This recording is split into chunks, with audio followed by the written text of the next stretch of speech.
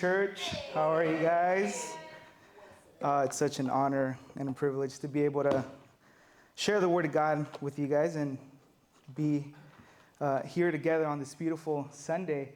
And as we continue, my name is Eric, Dream Team Coordinator here at Vivid Church.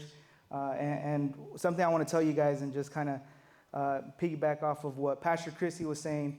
You know, there's always been a lie from the enemy, specifically in my life, that I'm not good enough or that nobody believed in me.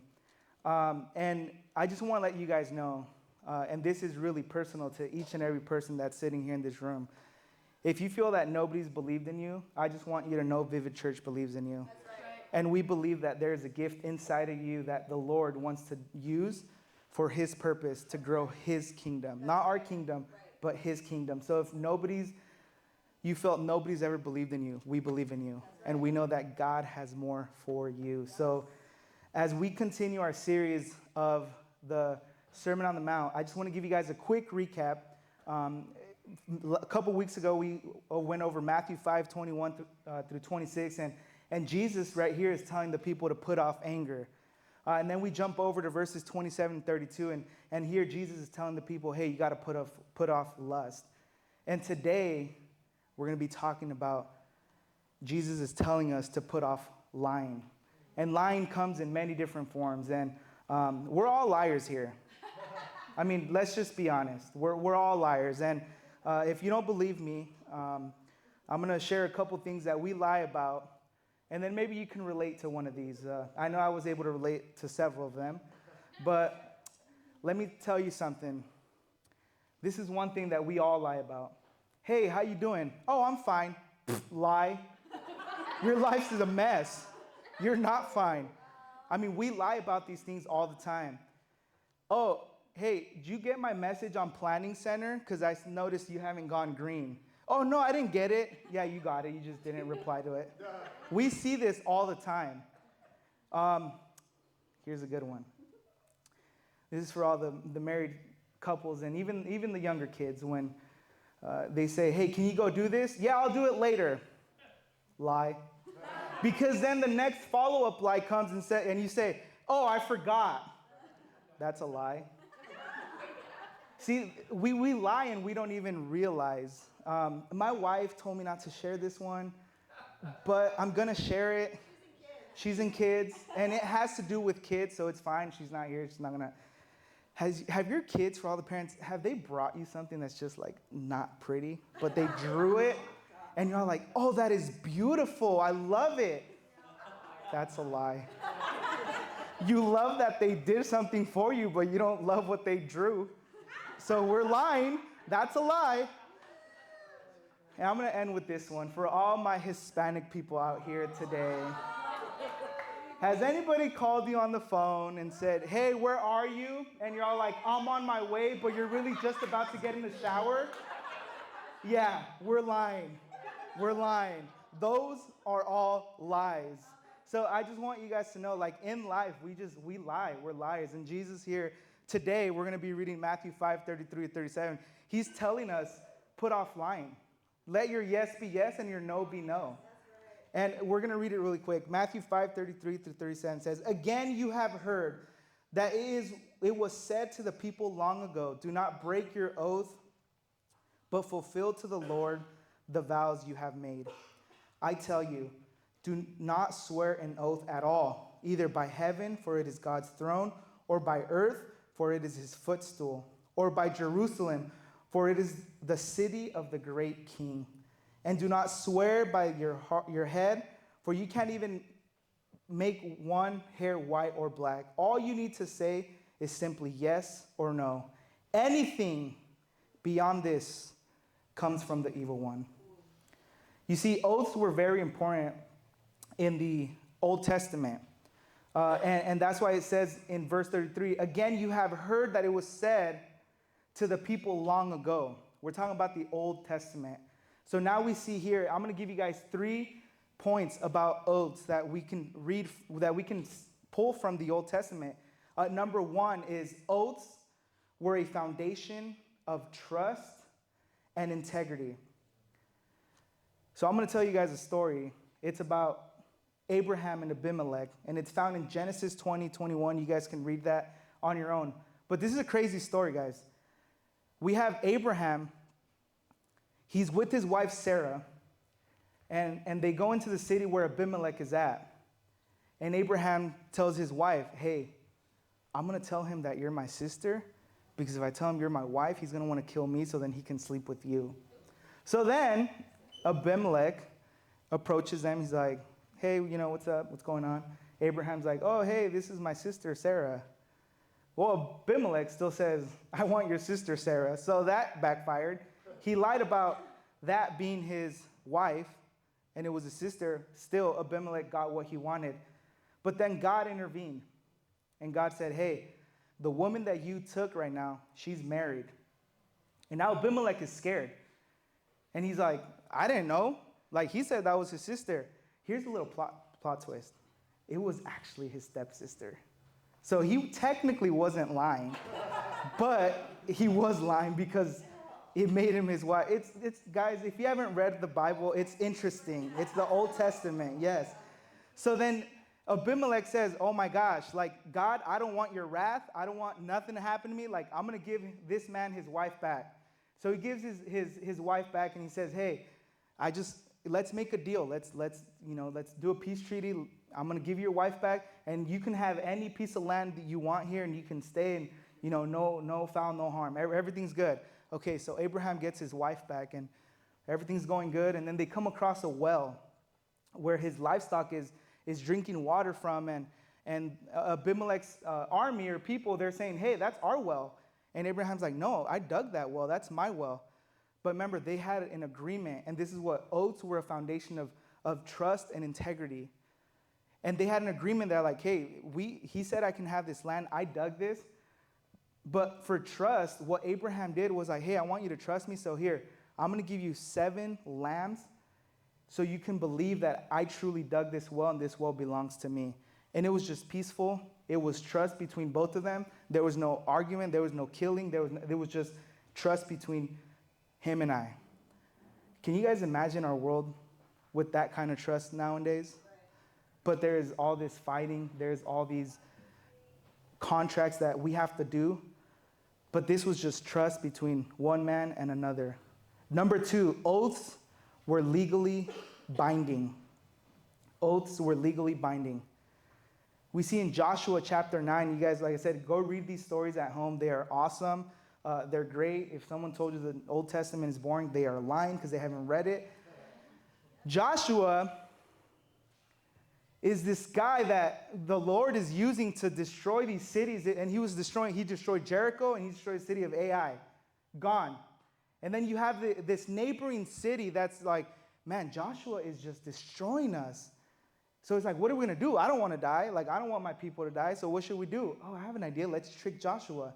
So this neighboring city, they got some breads, and they got some old wineskins, water, just beat up. They looked beat up, but they were right next to where Joshua was residing. And they got the bread that was moldy and ugly, and they went to Joshua, and they're like, Joshua, we see what you've been doing to all these people. Like, we're here to just be your servants. Just don't kill us. And Joshua starts questioning, like, where are you guys coming from? Oh, we come from far, far away. But the reality is that they were just next door neighbors, but they didn't want to die. So they tricked Joshua. But see, if you guys read the story, this is the catch. That Joshua made a decision of accepting them without first asking the Lord about it. How many times have we done things that got us in trouble because we didn't ask the Lord about it? It literally says in the Bible, without consulting the Lord, Joshua made this decision. So then he finds out, he says, okay, you guys come from a far city. I can see your bread is all moldy now. I see you don't have any more water. Your donkeys look all beat up. Okay, I believe you guys. I'm making an oath with you guys that you're going to be my servants and I'm not going to kill you. You're going to be safe. Well, he finds out they were lying. And check out what verse 18 and 19 says. But the Israelites did not attack them because the leaders of the assembly had sworn an oath to them by the Lord, the God of Israel. The whole assembly grumbled against the leaders. But all the leaders answered, We have given them our oath by the Lord, the God of Israel, and we cannot touch them now. So oaths were like contracts in the New Testament, and they abided by them. So Joshua didn't kill these people that lied to him, even though I'm sure he wanted to. He wanted to get revenge on them, but he didn't, because it was an oath that they swore to the Lord God of Israel. And then we see number 3, oaths were sacred because they invoked God's name. And we hear this all the time, people saying, I swear to God. People say that all the time. The thing that people do that is because they want to bring some kind of power to their statement. So who's the most powerful being on this earth? It's God. In heaven, on earth, anywhere. So they say, I swear to God, because they try to bring power to their statement, to say, hey, I'm not lying. And we see here in Leviticus 9:12, it says, you shall not swear by my name falsely, and so profane the name of the Lord your God. I am the Lord. So in other words, God is telling the Israelites, he's telling the Israelites here, not to use his name in a manner that dishonors his holiness. So they couldn't make an oath in a way that's going to dishonor God's holiness, because he's sovereign, he's sitting on the throne, and he's the Almighty. And then we jump over to verse 34. It says, but I tell you, and now this is Jesus speaking, but I tell you, do not swear an oath at all, either by heaven, for it is God's throne. And I just want to stay on this one part of this verse, but I tell you. See, this statement illustrates Jesus' authority to reinterpret the law. See, remember, a few weeks ago, I preached about Jesus fulfilling the law. So here, Jesus isn't changing the law. He just didn't want this to be information to them. He wanted transformation for them. And it wasn't an outward transformation, because these guys were good at looking good on the outside, but their hearts were all jacked up. So Jesus here is telling them, but I tell you, hey, this is what you heard long time ago, but I tell you not to swear at all. So he just reinterpreted the law for them, because Jesus, we see, he said that murder is bad, but then he called them and saying, hey, if you're angry with a brother or sister, it's just as bad as murder. Yeah. He says, hey, physical adultery, sleeping with another woman or another man, that's bad. But hey, if you see a woman lustfully, you're committing adultery. Wow. So Jesus wasn't changing the law because it wasn't good. He was calling people to deeper righteousness. He's calling people to deeper righteousness. And I just want to ask you guys today, has the Lord been knocking at the door of your heart, calling you to deeper righteousness? And has Jesus been saying, but I tell you, I don't care what your friends say about you, I tell you. I don't care what your parents say about you, I tell you. I don't care what other people think about you, I tell you that you are loved, you are called, you are highly favored. What is Jesus saying about you? Not what people said of the old times. But I tell you, do not swear an oath at all, either by heaven, for it is God's throne, or by earth, for it is his footstool, or by Jerusalem, for it is the city of the great king. And do not swear by your head, for you cannot make even one hair black or white. Backwards, white and black. See, I want to tell you guys a little story about my wife. So, guys, this week was rough. Both my daughters got sick. We were looking forward to President's Day, because at our company we get President's Day off. So my wife and I were like, oh, we're going to have a day off. Well, no. My daughters got sick. So President's Day was taking care of 2 sick little girls. And then this whole week just has been rough, with them waking up in the middle of the night, just being sick. Thank God they're feeling better now. Praise Jesus. But it was rough. So my wife, trying to be good mom, making him happy. We were cleaning, and she tells him, hey, if you guys clean your room, I'm going to give you guys 3 little pieces of candy. So they're like, okay, cool. But they didn't clean their room right away. They waited till it was almost bedtime to clean their room. And then my daughter, my youngest, my 4-year-old, comes and says, hey, Mom, I cleaned my room. can I have candy now? And my wife says, yeah, you can have 2 pieces of candy. And my daughter says, but you said 3. See, my wife was telling the truth, but she just wasn't saying the whole truth. And that's the problem that Jesus saw, that people, when they were making oaths, they were telling the truth, but they weren't saying the whole truth. They found the loopholes. And let me tell you guys a little something about loopholes. We all know these loopholes exist, right? You know that there's some, if you're 3 years old or younger, you get to go into Disneyland for free. But you know, there's some people that have 4-year-olds that look like 3-year-olds that bring their kids in. That's a loophole. Your kid is 4. He shouldn't be going in for free, but he looks like a 3-year-old, so hey, he passed. That's a loophole. We find loopholes all the time in life. You see the fine print. Hey, you know, buy our product, money back guaranteed, satisfaction guaranteed. But then there's a fine print that says after 30 days it expires. That's a loophole that companies use. They just put the big letters of like, hey, we give you your money back guaranteed if you don't like the product. But they have these fine prints that will tell you otherwise. Those are loopholes. Or we see, you know, even in taxes. People find loopholes in taxes all the time. So there's loopholes, and Jesus is pointing that out here, saying, so, hey, listen, you're not swearing by God, because there was a point where they saw, hey, this is serious. We can't swear by God anymore because, man, that is a scary deal. Like, I don't want to mess with God. That's what Abimelech said. Abimelech's like, hey, I see that God is on your side. Dude, I want nothing to do with that. So people began to catch on to that, and it's like, I don't really want to mess with God. So what do? I swear by heaven. Well, that's God's throne. I swear by earth. Oh, well, that's God's footstool. I swear by Jerusalem. Well, that's the city of the great king. And it's like, I swear by my head. Well, you can't change the color of your hair. No, that's only God. He controls what color your hair is. So if you guys have white hair, you guys can take that up to the Lord. We have no control over that. No control over that. It's all God. And they forgot a very small detail about this, is that everything belongs to God. And everything is connected to God. So it doesn't matter. Guys, we've all heard this. People swear, I swear on my mama. Your mama belongs to God.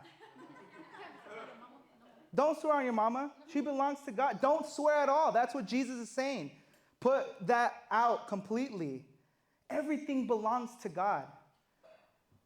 Everything. Everything is connected to God.